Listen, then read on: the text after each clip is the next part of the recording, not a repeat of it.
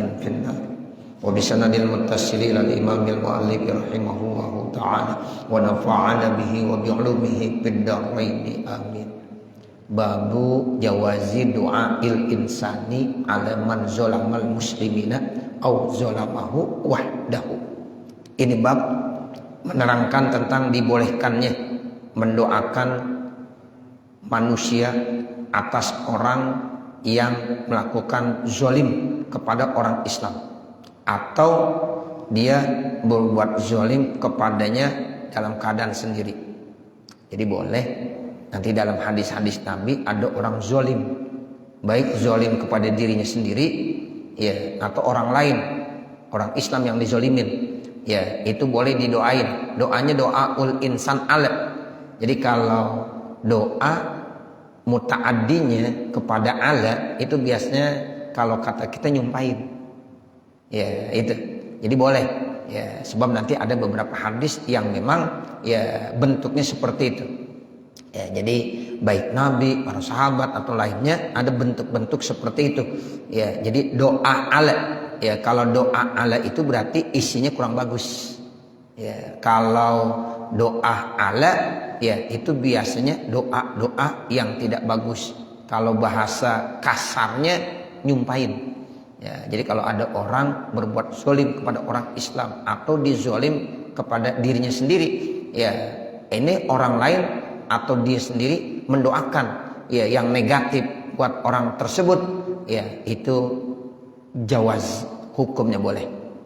Tapi yang bagus ya ada juga ajaran-ajaran yang lain yang memang disuruhnya yang baik-baik doainnya. Tapi kalau seandainya dia mau sumpahin juga itu ada dalilnya. Kata Imam Nawawi begitu. I'lam ketahuilah anna hadzal baba wasi'un jiddan, sesungguhnya bab ini sangat luas. Wa qad tazahara ala jawazihi nususul kitab was sunnati, dan sungguh telah zuhir nyata atas kebolehannya. Ya, jadi doaul insan ala man zalamal muslimin. Boleh orang mendoakan kepada orang yang zalim kepada orang Islam. Ya, itu boleh. Zahir nasnya baik sumbernya dari Al-Qur'an maupun dari hadis. Nah, itu yang dimaksud nususul kitabi was sunnah. Jadi jelas nasnya baik sumbernya dari Al-Qur'an maupun hadis. Wa alu salafil ummati wa kholapiha. Begitu juga nasnya ada dari perbuatan-perbuatan salaful ummah ya dan kholapnya ummah. Ya, mungkin nanti as-salafus soleh atau kholap ya itu ada yang melakukan hal itu. Jadi ya nasnya itu jelas semuanya. Wa qad akhbarallahu subhanahu wa ta'ala, dan sungguh Allah subhanahu wa ta'ala memberikan informasi fi mawadi'a kasiratin ma'lumatin minal qur'ani, di beberapa tempat yang banyak yang sudah diketahui dari kitab suci Al-Qur'an, anil anbiya'i, yaitu dari para nabi-nabi shalawatullahi wasalamuhu, semoga Allah memberikan ya rahmatnya dan salamnya buat mereka, bidu'aihim ya dengan doanya ya alal kupari kepada orang-orang kafir, doa ala tuh. Jadi Nabi pun kadang-kadang mendoakan yang tidak bagus buat orang-orang kafir ya, disumpahin ke orang-orang kafir biar dilaknat ya. Terus seperti Nabi Nuh kan mendoakan yang kagak bagus kepada umatnya supaya apa? Datang banjir. Kan bener tuh Allah kabulkan banjir ya besar. Nah itu kan namanya atas doa Nabi Nuh. Tapi doa yang isinya nggak bagus, namanya doa ala. Nah ini menunjukkan bahwa nabi-nabi pun itu melakukannya. Jadi ini artinya boleh. Rawaina fi sahihil Bukhari wa Muslim, kami telah meriwayatkan dalam kitab Sahih Bukhari dan Sahih Muslim, an Aliin radhiyallahu anhu, yang hadisnya ini riwayat dari Sayyidina Ali radhiyallahu anhu, anna Nabiyya sallallahu alaihi wasallam qala yaumal ahzabi, sesungguhnya Nabi Muhammad sallallahu alaihi wasallam bersabda, Nabi Muhammad pada hari Ahzab ya, jadi pada peperangan Ahzab, di hari tersebut Nabi pernah mendoakan yang doanya yaitu negatif. Nih hadisnya sahih, mala Allahu kuburahum wa buyutahum naro, kama syaghaluna anis sholatil wusta. Tuh Nabi bilang begitu. Semoga Allah penuhi kubur mereka. Tuh kubur mereka maksudnya orang-orang kafir. Ya, yang saat itu ya terjadi pada perang Ahzab. Semoga Allah penuhi kubur mereka, rumah mereka dengan apa dipenuhi? Naro dengan api. Kama syaghaluna, sebagaimana mereka sudah menghalang-halangi kita, menyibukkan kita sehingga lupa anis sholatil wusta, daripada as-sholatil wusta. Sholatil wusta itu ya termasuk rahasia yang memang tidak dijelaskan oleh Allah Subhanahu wa taala. Hafizu ala salawati was sholatil wusta. Dalam Al-Qur'an begitu bunyinya. Jaga, pelihara salat-salat, apalagi sholatul wusta. Nah, ini as-sholatul wusta ini para ulama-ulama banyak yang berbeda pendapat. Di kalangan muhaddisin pun begitu. Ada yang bilang sholat asar. Ya, jadi sholatul wusta itu sholat asar. Ada juga yang bilang sholat subuh. Ya, sholat subuh. Bahkan nanti ada yang punya pendapat sholat isya. Ya, sholat isya. Ya, tapi yang kuat ya itu adalah sholat asar. Ya, tapi satu pendapat ada yang bilang juga yang kuat sholat subuh. Ya, jadi intinya subuh dengan asar. Ya, itu yang dimaksud dengan as-sholatul wusta. Karena memang ini yang paling berat dirasakan. Ya, tapi ada juga orang yang memang merasakan sholat berat itu sholat isya. Ya, sholat isya itu berjamaah cukup berat Bapak Saudara. Ya, seperti itu. Makanya pahalanya besar. Orang yang udah sholat isya berjamaah itu di dalam kitab An-Nasaih Diniyah Al-Habib Abdul Al-Haddad menjelaskan sesuai dengan sabda Nabi, sama seperti orang yang qiyamul lail separohnya. Jadi separuh malam. Orang udah sholat isya jamaah itu sama aja seperti qiyamul lail ya setengah malam. Nah, kalau ditambahin dengan sholat subuh berjamaah berarti semalam suntuk. Tuh, makanya kata Mu'alim Syafi'i Hazami waktu saya lagi ngaji, kita nemuin Lailatul Qadar nggak usah repot-repot. Katanya kalau kita udah sholat isya jamaah, kita sholat subuh jamaah juga, oh udah cakep udah. Tuh, apalagi ditambah dengan sholat ya tarawih plus witirnya berjamaah, oh udah. Ya nggak perlu pakai dicari-cari macam-macam. Nah begitu. Itu kalau kita sholat isya jamaah, sholat subuh jamaah, sholat tarawih witir, oh udah seperti kita sholat qiyamul lail semalam suntuk berdasarkan hadis Nabi. Ya, makanya Imam Nawawi ini pengarang kitab ini waktu kecil itu kira-kira usia 7 tahun di rumahnya dilihat cahaya Bapak Ibu Saudara, cahaya semuanya itu malam. Lalu dibilang sama orang tuanya, "Abah, ini cahaya apa Abah? Di rumah kita kok cahaya penuh." Itu abahnya, ya ayahnya Imam Nawawi kagak tahu, nggak diliatin. Imam Nawawi diliatin tuh di rumahnya cahaya. Ya, tapi ketika Imam Nawawi usia 7 tahun nanya, ini cahaya apa? Kata ayahnya, ini tanda baik, ini Lailatul Qadar. Gitu, kata abahnya. Padahal yang ngeliat Imam Nawawi usianya baru 7 tahun. Ini nih, ya adalah Lailatul Qadar. Lalu dibangunkan tuh anggota keluarganya semuanya, suruh sholat. Minimal 2 rakaat di sholat. Ya, nggak usah banyak-banyak. Nah, seperti itu. Dan ada hadis yang riwayat dari Siti Aisyah, ama banyakin baca doa, Allahumma innaka afun karim tuhibbul afwa fa'fu anni. Allahumma innaka afun karim tuhibbul afwa fa'fu anni. Allahumma innaka afun karim tuhibbul afwa fa'fu anni ya karim. Udah, Nabi ngajarinnya begitu. Ya, jadi Siti Aisyah nanya, "Ya Rasulullah, kira-kira kalau saya dapatin Lailatul Qadar, apa yang saya harus kerjakan?" Nabi nggak bilang begadang kamu. Nabi nggak bilang sholat 1000 rakaat. Nabi nggak bilang ini, nggak bilang itu. Udah baca aja doa, banyakin baca doa. Apa? Allahumma innaka afun karim tuhibbul afwa fa'fu anni. Allahumma innaka afun karim tuhibbul afwa fa'fu anni. Allahumma innaka afun karim tuhibbul afwa fa'fu anni ya karim. Jadi ringan sebenarnya. Nah, begitu. Yang penting istiqomahnya tuh terus ya. Nah, begitu, jangan cuma malam 21 iktikaf, 23 iktikaf, 25 iktikaf, 27 iktikaf, 29 iktikaf, yang lainnya kagak datang ya. Nah, begitu. Jangan begitu. Kita walaupun ya sedikit tapi terus istiqomah, penuhi itu. Ya.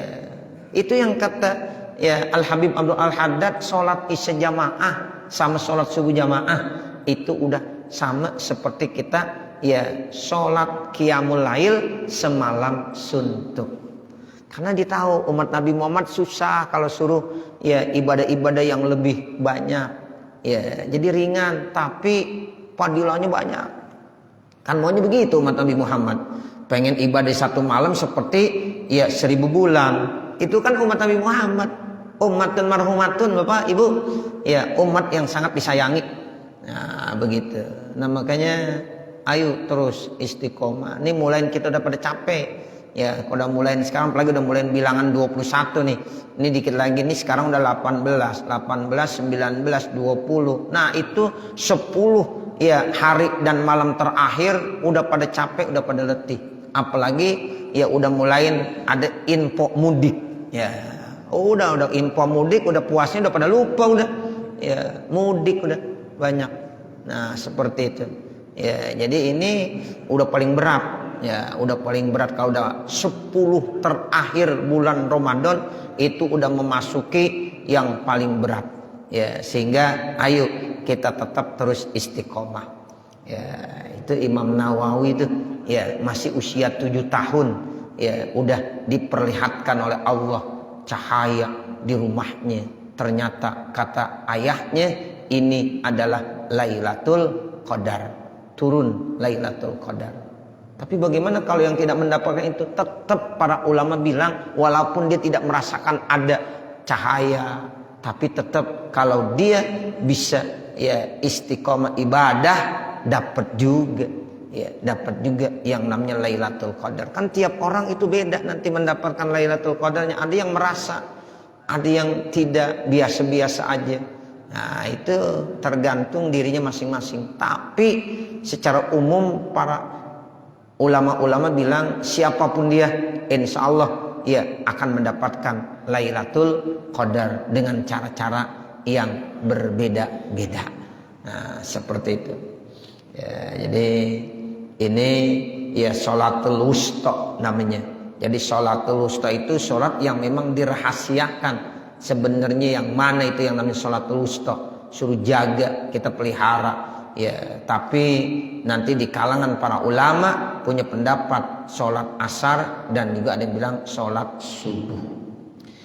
Waraina fi sahihaini, dan kami tampilkan dalam kitab Sahih Bukhari dan Sahih Muslim min turukin dari beberapa jalan, annahu sallallahu alaihi wasallam da'a 'alal ladzina qatalul qurra ya, bahwa Nabi pernah berdoa untuk orang-orang yang telah membunuh para qori-qori. Nah, itu kan da'a'ala.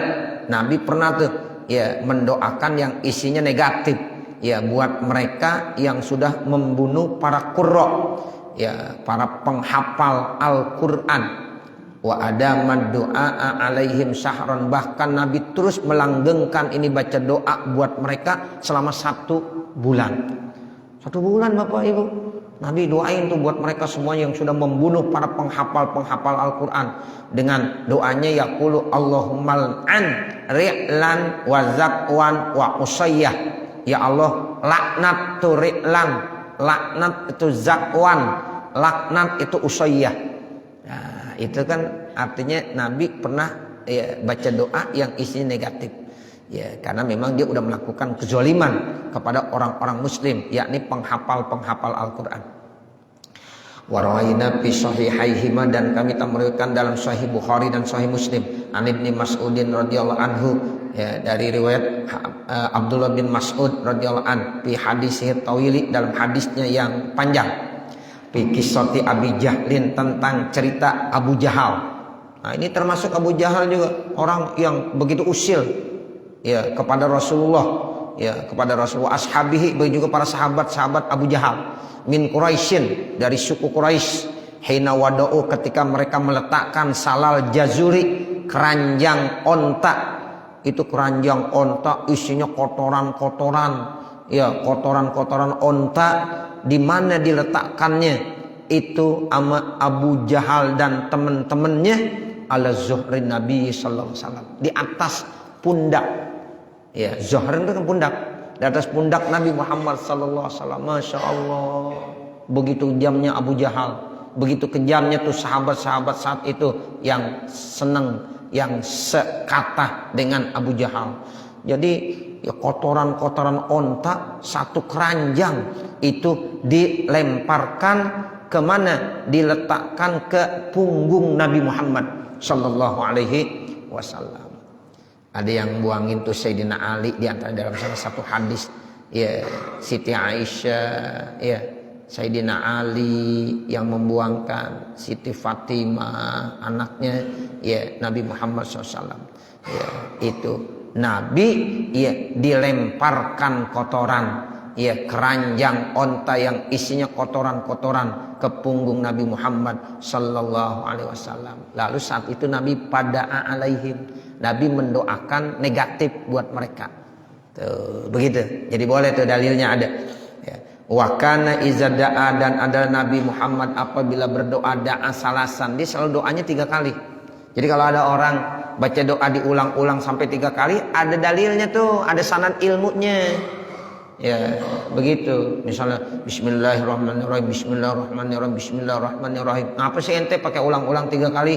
Yasin, yasin, yasin, ha mim ain sin qaf, ha mim ain sin qaf. Ada sanad keilmuannya. Kadang-kadang Nabi pernah baca 3 kali berulang-ulang. Ya, seperti itu. Ya, da'a salasan. Jadi Nabi pernah doainnya itu sampai 3 kali diulang-ulang. Summa qala Allahumma alaika bi Quraisy. Ya Allah, ya alaika atas engkau, bi Quraisy, dengan Quraisy. Jadi artinya ya ancam tuh orang-orang Quraisy. Ya pakai alaika, negatif tuh. Salah sama rotin 3 kali Nabi baca Allahumma alaika bi Quraisy, Allahumma alaika bi Quraisy, Allahumma alaika bi Quraisy. Summa qala, kemudian Nabi juga membaca doa Allahumma alaika bi Abi Jahlin. Nah ini 3 kali juga dibaca. Ya Allahumma alaika bi Abi Jahlin. Kemudian wa Utbah bin Rabi'ah, dan Utbah bin Rabi'ah. Jadi disebut namanya Allahumma alaika bi Abi Jahlin wa Utbah bin Rabi'ah.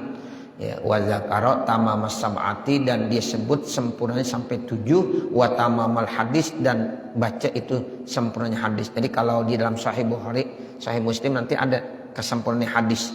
Ya siapa lagi yang dibacakan doa? Ada 7 orang tuh, ada Abu Jahal, ada Utbah bin Rabi'ah, dan sampai ada 7 disebut secara sempurna dalam hadis sahih tersebut.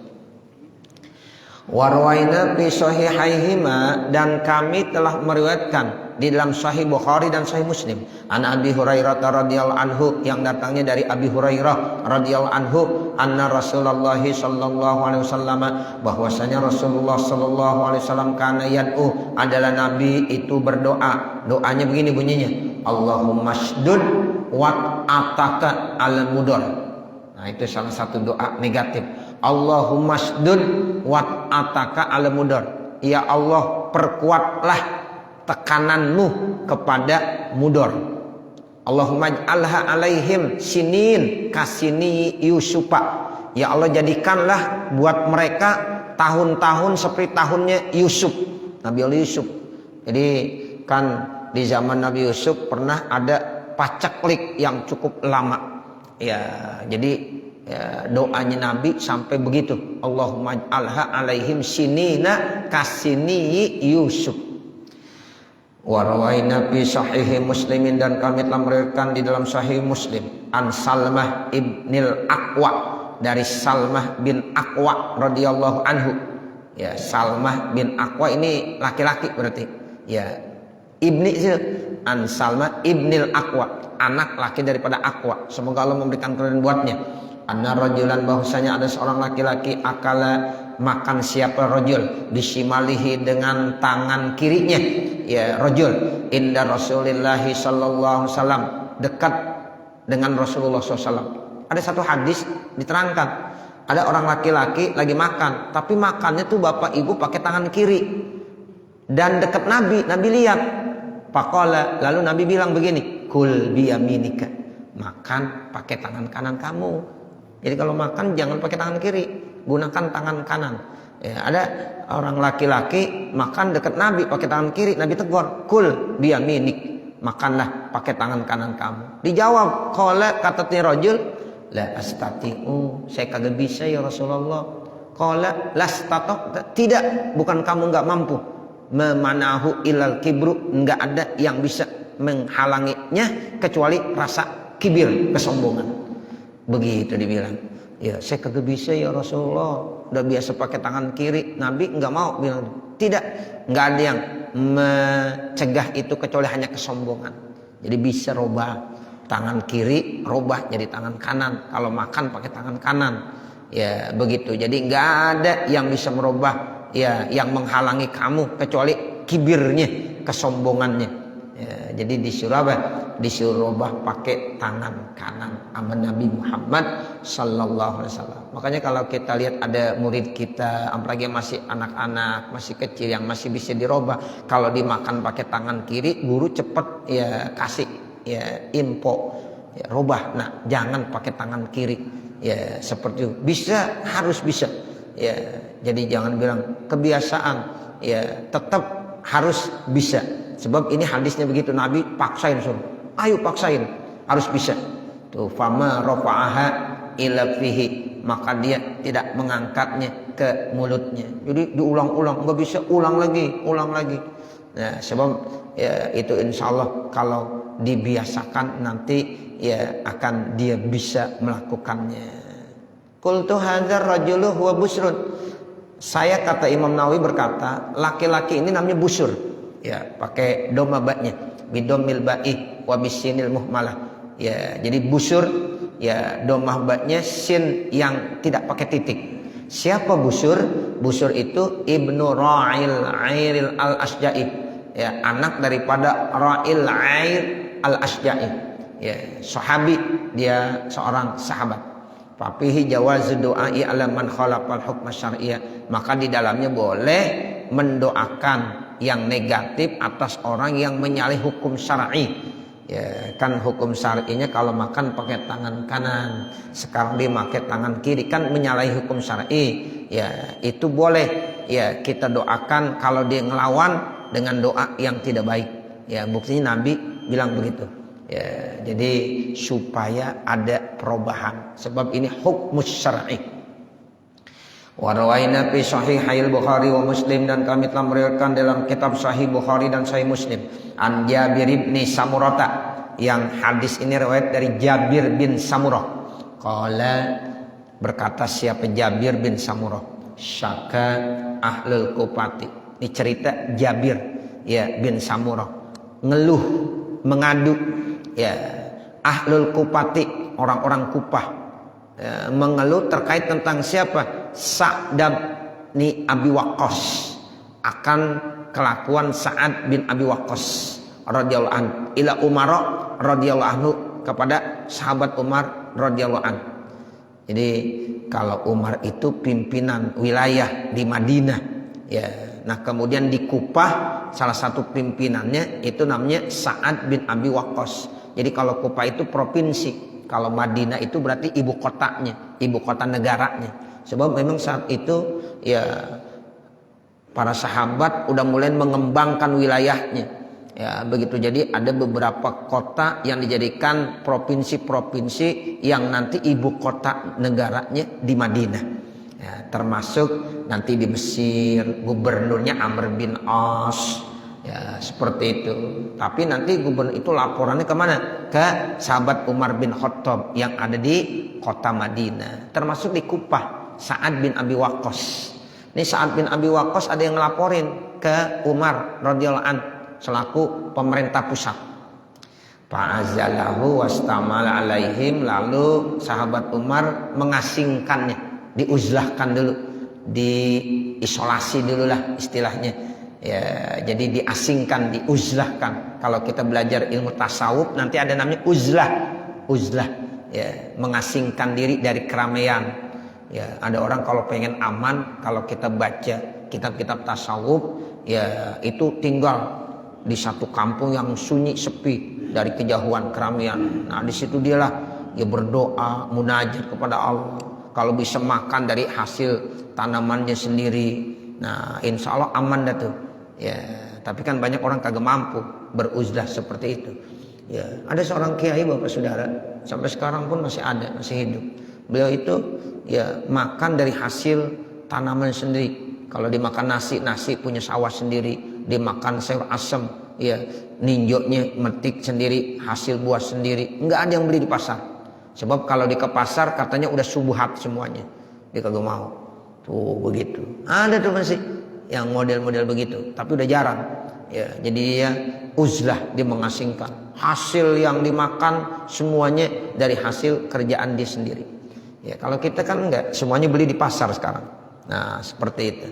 Ya, tapi ya itu dalam tinjauan ilmu tasawuf masih ada yang model-model seperti itu. Karena dia udah nggak mau yang model-model seperti itu. Ya, kalau kita mah masya Allah, ya pokoknya bahkan ada yang bilang jangankan yang halal Ustadz, yang haram aja susah dicari sekarang. Nah, ada orang ngomong begitu. Ya, jadi repot udah. Nah ini fa'azalahu wasta'mala alaihim. Jadi diasingkan dulu nih. Ya, Sa'ad bin Abi Waqqas ya dipekerjakan dari mereka. Wa zakarul hadis ila an qala, kemudian ia sebut nih hadis cukup panjang sampai dia ucapkan arsala ma'ahu Umar rijalan aw rajulan ilal Kufah. Jadi sahabat Umar bin Khattab kagak nerima ya laporan begitu saja, tapi diselidiki dulu, survei dulu dah. Jadi sahabat Umar bin Khattab selaku presiden amir di kota Madinah itu mengutus dulu, ya mengutus beberapa orang, rijal atau ada yang bilang rojul, satu orang aja diutus atau beberapa orang diutus kemana, ke Kufah. Coba kamu selidikin sana, bener nggak apa aduan orang-orang Kufah terkait tentang ya sikap perilaku Sa'ad bin Abi Waqqas. Nah, ini berarti kalau nggak benar Sa'ad bin Abi Waqqas dizolimi berarti. Nah, ini pengaduan yang hoax, ya nggak benar ini. Ya berarti Sa'ad bin Abi Waqqas itu dizolimi. Makanya Umar belum mau menerima, ya kecuali dia kirim dulu beberapa orang atau satu orang ke Kufah, ya suruh tanya, ya nanya langsung, diselidiki, nanya bagaimana nih keadaan Sa'ad bin Abi Waqqas, dia begini apa begini.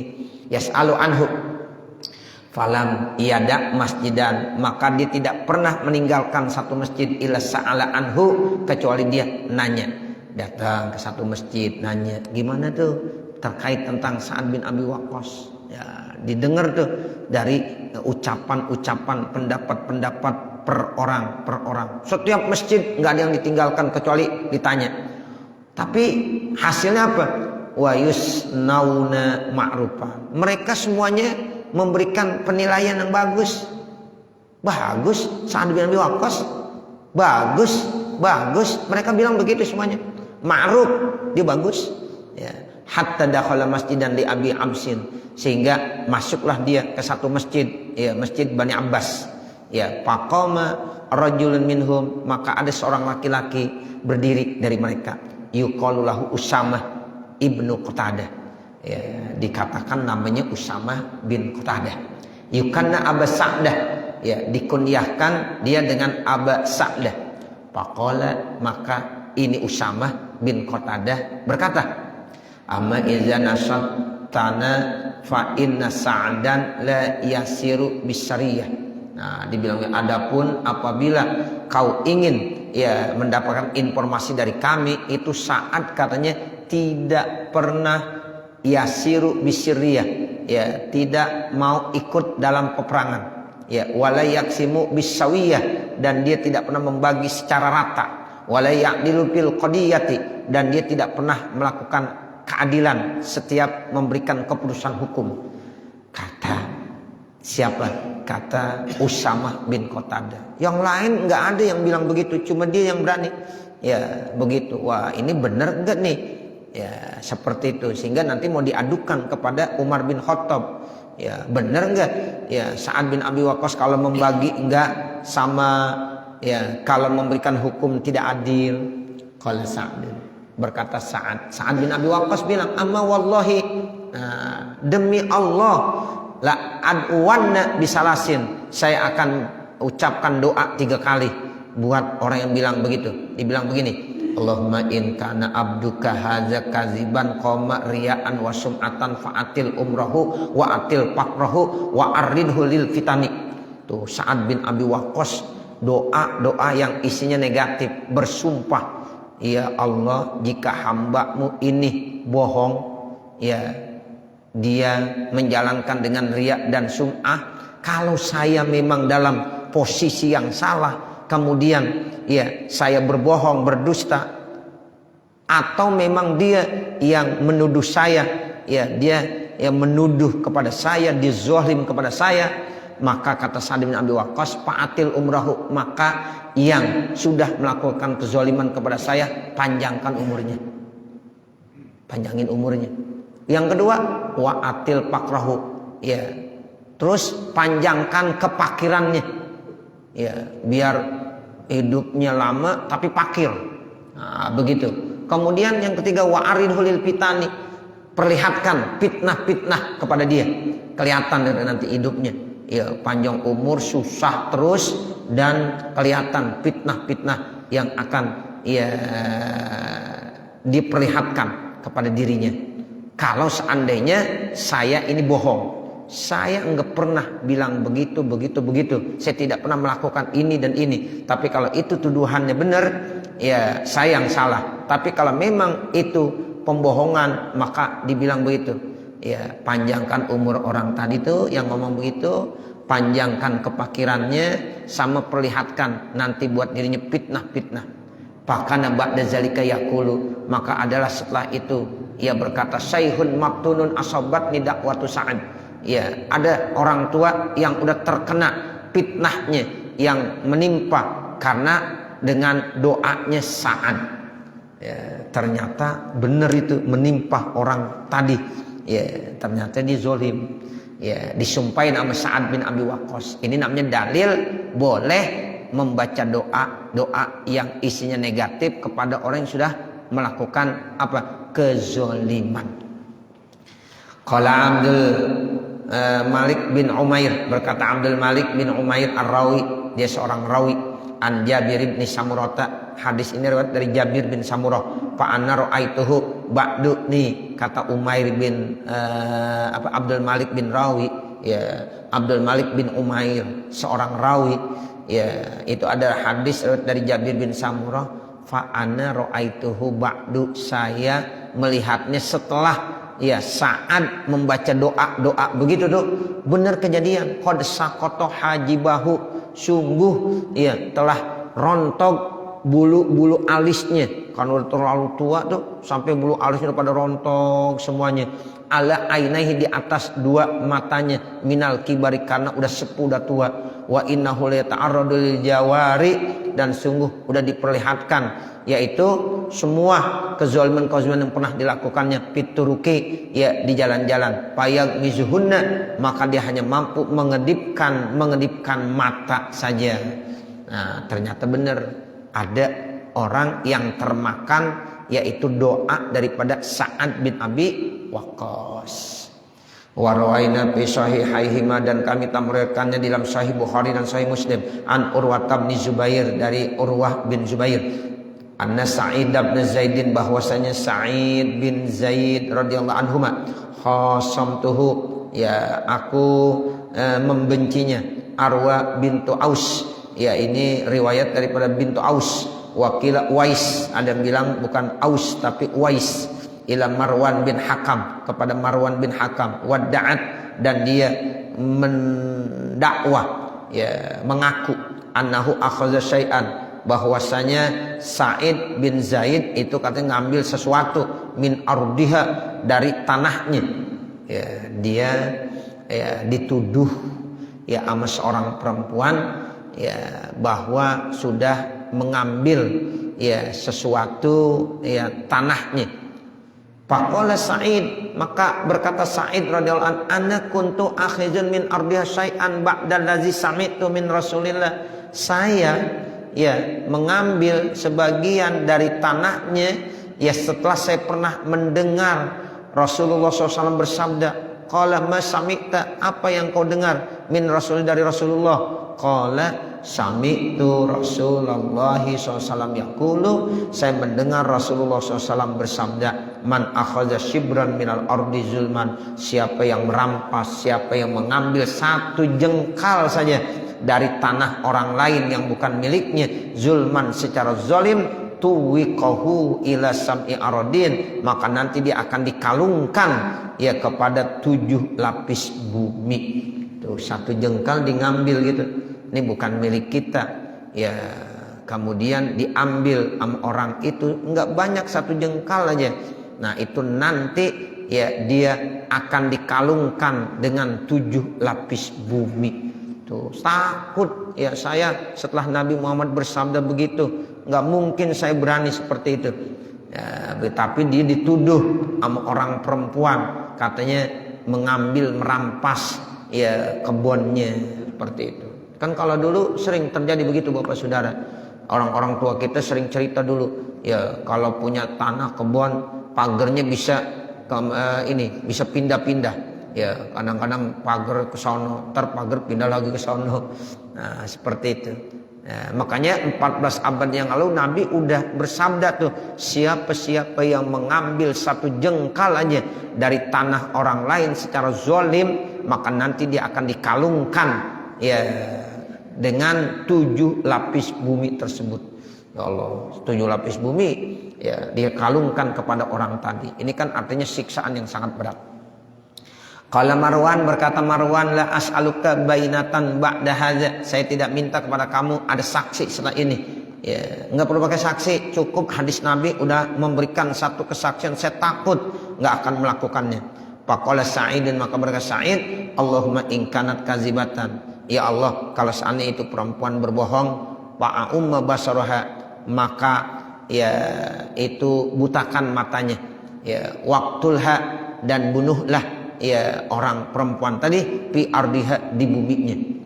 Qala, lalu ya Sa'id bilang, fama matat hatta zahaba basaruha, benar tuh, tidaklah mati itu perempuan kecuali setelah matanya ya udah tidak melihat.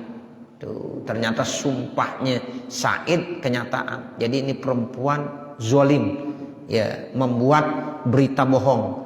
Jadi Sa'id disangka ngambil, merampas ya tanahnya yang padahal itu tidak ya. Kemudian Sa'id sakit hati, dia berdoa, doanya yang isinya nggak bagus kepada Allah. Ya Allah, kalau orang perempuan ini bohong ya begitu, biarin, ilangin matanya sebelum dia meninggal dunia, dan matikan dia nanti di buminya ya. Ternyata benar, pama matat hatta zahaba basaruha wa bainama hiya tamsi, dan tatkala ini perempuan berjalan fi ardiha, di buminya, di tanahnya itu, iz waqa'at fi hufnatin, tiba-tiba dia terjatuh, masuk ya, terperosok ke dalam satu lubang, pamatat, mati di situ. Nah berarti benar sumpahnya saat itu ya, ngeri makanya ya. Jadi orang kalau ya menuduh orang yang tidak baik, kemudian orang itu kan dizolimi, kan orang yang dizolimi itu doanya mustajab ya. Kan ada beberapa doa yang dikabulkan ya. Yang pertama doa orang yang dizolimi, sehingga kata Nabi, walau kanat min fami kafir, sekalipun doanya itu sumbernya dari orang kafir. Tuh, orang kafir aja kalau dizolimi doanya manjur ya. Nabi bilang Allah enggak lihat dari kafirnya, tapi dilihat dari segi dia dizolimi. Jadi kita orang Islam kagak boleh zolim juga sama orang kafir. Jadi bilang, oh di orang kafir ini biarin aja, nggak boleh. Tetap Islam mengajarkan keadilan, nggak boleh melakukan kezoliman walaupun dia bukan ya orang Islam. Sebab kalau ada orang dizolimi walaupun dia bukan orang Muslim, ketika dia berdoa, doa ala dia, udah doa ala dia, ala orang kafir, tetap Allah terima doanya tuh, walau min fami kafirin, sekalipun ya doanya itu sumbernya dari mulut orang kafir ya. Jadi orang yang dizolimi ini bahaya ya, bahaya sekali. Babut tabarri min ahlil bid'ah wal ma'asi. Ini bab menerangkan bebaskan ya min ahlil bid'ah, dari ahli bid'ah, wal ma'asi, dan ahli maksiat. Ya, jadi boleh minta dibebaskan dari ya tanggung jawab orang-orang yang melakukan bid'ah dan orang-orang yang melakukan kemaksiatan. Rawaina fi sahihail Bukhari wa Muslim. Kami telah meriwayatkan dalam kitab Sahih Bukhari dan Sahih Muslim an Abi Burdah bin Abi Musa, yang datangnya dari Abi Burdah bin Abi Musa. Qala, beliau Abu Burdah bin Abi Musa berkata, waja'a Abu Musa radhiyallahu anhu waj'an. Abu Musa pernah merasakan satu sakit, pagusya alaihi, sampai pingsan, wa ra'suhu fi hijri imra'atin min ahlihi, kepalanya ada di dalam pangkuan yaitu istrinya, ya. Jadi imro'ah min ahli, seorang perempuan dari keluarganya, ya. Jadi sampai pingsan sehingga kepalanya itu di pangkuan daripada keluarganya, seorang perempuan yang masih dalam keluarganya. Pasohat imro'atun min ahlihi, maka ada seorang perempuan menjerit dari keluarganya tadi. Falam yastati, dia tidak mampu ayyarudda syai'an, untuk mengembalikan terhadap sesuatu. Falamma apaqa, maka tatkala ya Abu Burdah bin Abi Musa itu sadar kembali, qala, lalu ya beliau bilang begini, ana bariun mimman bari'a minhu Rasulullah sallallahu alaihi wasallam, saya ya membebaskan diri dari apa yang sudah Rasulullah membebaskannya. Fa inna Rasulullah SAW, maka Rasulullah SAW itu bari'ah, ya membebaskan dirinya, minas solikoti, daripada solikoh. Solikoh itu artinya orang-orang yang menjerit dengan suara yang tinggi. Ketika dapat musibah dia menjerit-jerit, itu namanya solikoh. Ya perempuan biasanya begitu. Ya, jadi Nabi membebaskan dirinya dari itu, sebab nanti berat tanggung jawabnya. Orang yang solikoh itu orang yang menjerit-jerit dengan suara yang tinggi ketika mendapatkan musibah, ya itu dapat ancaman azab. Sehingga kata Nabi, saya membebaskan diri dari itu. Yang kedua, wal halikoh, ya halikoh itu artinya siapa? Yaitu perempuan-perempuan ya yang memang menggunting rambutnya ketika dapat musibah, itu namanya halikoh. Ya, jadi frustasi, ya frustasi akhirnya rambutnya dicukur semuanya. Nuna halikoh, nggak boleh, dosa. Nabi ya membebaskan dirinya, takut daripada tanggung jawab yang model begitu. Yang ketiga, wasyakoti syako. Syako itu apa? Orang yang merobek-robek pakaiannya ketika dapat musibah. Ya, jadi pas banget musibah dirobek-robek pakaiannya, digigit-gigit bajunya. Nah itu tanda orang-orang jahiliyah yang tidak nerimain musibah. Jadi ada tiga, ada solikoh, ada halikoh, ada syakoh. Dan ini dinisbahkan biasanya kepada perempuan semuanya, karena memang sifat perempuan begitu. Solikoh makanya pakai tak, menunjukkan perempuan. Halikoh pakai tak juga. Syakoh, nah itu semuanya dinisbahkan kepada perempuan. Nabi itu membebaskan dirinya dari itu semuanya, ya, dari solikoh, dari halikoh, dari syakoh. Ya, jadi kesimpulannya, kalau ada orang mendapatkan musibah bentuknya apapun juga, enggak boleh tuh dari tiga macam tadi. Jangan menjerit-jerit dengan suara yang tinggi, karena dia tidak nerimain. Ya kalau kata orang kita, dia guling, ya diguling, dia menjerit-jerit. Nah itu solikoh. Atau memotong, menggunting rambutnya. Kan orang perempuan biasanya rambutnya jarang yang dibotakin, ya. Kalau orang laki biasa dibotakin. Ini perempuan botak, ya. Nah itu karena ada musibah, dibotak, dicukur rambutnya habis. Ya, makanya kalau orang umroh, orang haji yang disunnahkan mencukur habis, itu orang laki. Ya sunnah, cukur habis. Nah kalau orang perempuan jangan, menggunting aja beberapa helai rambutnya. Nggak ada orang perempuan habis haji, habis umroh, cukur habis. Nggak ada. Ya, cuma orang laki. Ya orang laki sunnahnya begitu. Ya, jadi halikoh itu nggak boleh.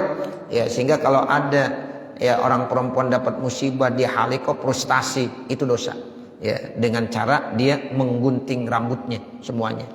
Nah, yang ketiga syakoh, jangan merobek-robek, merusak-rusak pakaiannya ya ketika lagi dapat musibah. Jadi 3 ini yang dilarang oleh Rasulullah sallallahu alaihi wasallam. Wa rawaina fi sahihi Muslimin, dan kami telah meriwayatkan dalam sahih Muslim an Yahya ibni Ya'mur, dari Yahya bin Ya'mur. Qala, berkata siapa Yahya bin Ya'mur, qultu, aku berkata, libni Umar, kepada Abdullah bin Umar radhiyallahu anhuma, semoga Allah memberikan keridhaan buat sahabat ya Abdullah dan sahabat Umar. Aba Abdurrahman, yaitu Aba Abdurrahman, innahu qad zahara qablana nasun yaqra'unal Qur'an, sesungguhnya telah nampak sebelum kami ada manusia. Manusia itu yaqra'unal Qur'ana, mereka membaca Al-Qur'an. Wa yaz'umuna alla qadara, dan dia punya pendapat ya bahwasanya tidak ada takdir. Wa annal amra unufun, segala persoalan itu baru ada begitu saja. Tuh ada yang punya pendapat begitu. Mereka baca Quran sih ya, mereka berpendapat bahwa ya nggak ada qadar, nggak ada takdir. Urusan segala sesuatu ya ada ya begitu aja. Ya padahal kita meyakini tidak ada satupun yang ada di dunia ini yang terjadi kecuali dengan kehendak Allah Subhanahu wa taala. Sekarang ada orang punya pendapat, ini ada, emang ada begitu aja. Ini bumi emang udah ada begitu aja ada. Ya manusia hidup ya memang udah begitu. Ketika mati memang udah begitu adanya. Ya, jadi dia nggak percaya dengan adanya qadar, dengan adanya takdir. Dibilang annal amro unuf. Ya, jadi sesuatu itu baru ada ya begitu saja. Nggak ada kaitannya dengan takdir, dengan ya ketentuan Allah dan kehendak Allah Subhanahu wa taala. Faqala, lalu beliau bilang, izalah kita ulaika, apabila kamu ketemu sama orang yang model begitu punya pendapatnya, fa'ahbirhum, maka berikan informasi kepada mereka, anni bariun minhum, sesungguhnya saya lepas, bebas dari mereka. Tuh, jangan ikut, maksudnya saya lepas tanggung jawab daripada mereka. Jadi kalau ada ya satu pendapat-pendapat yang mengarah kepada kesesatan, dolalah, ya kita lepas diri, ya bebaskan diri kita dari mereka. Itu sunnah hukumnya ngomong begitu. Anni bariun minhum, sesungguhnya saya bebas, lepas dari mereka. Wa annahum ya baraun minni, dan mereka juga lepas dari saya. Jadi nggak ada ikatannya, sehingga nanti di akhirat nggak ada tanggung jawabnya. Karena kita udah bilang, saya bebaskan diri saya dari mereka, mereka juga bebas dari saya, tidak ada sangkut pautnya. Nah seperti itu. Sebab kalau kita nggak bilang begitu, nanti kita punya tanggung jawab.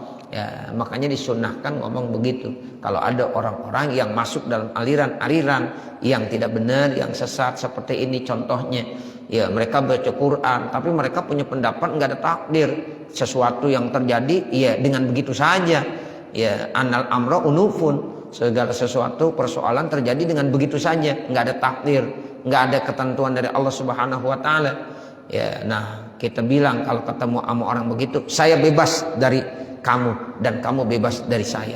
Tuh, ana ya bariun minhum wa antum, atau wa annahum bura minni, dari saya.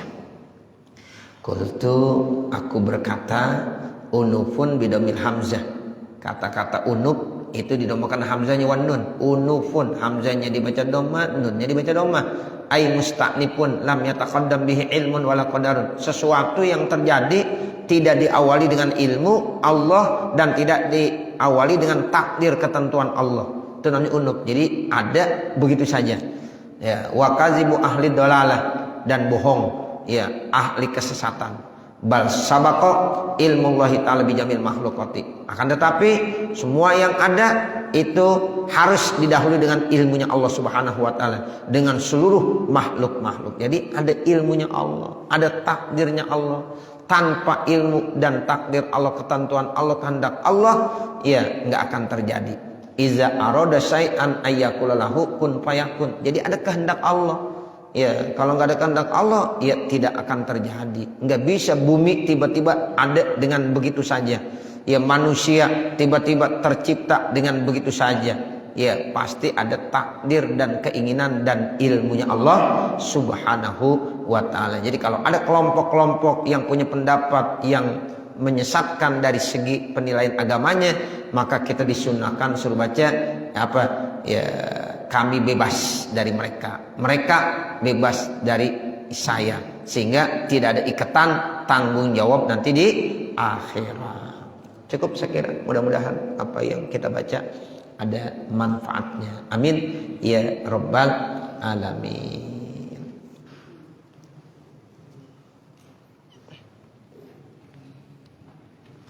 Subhanallah.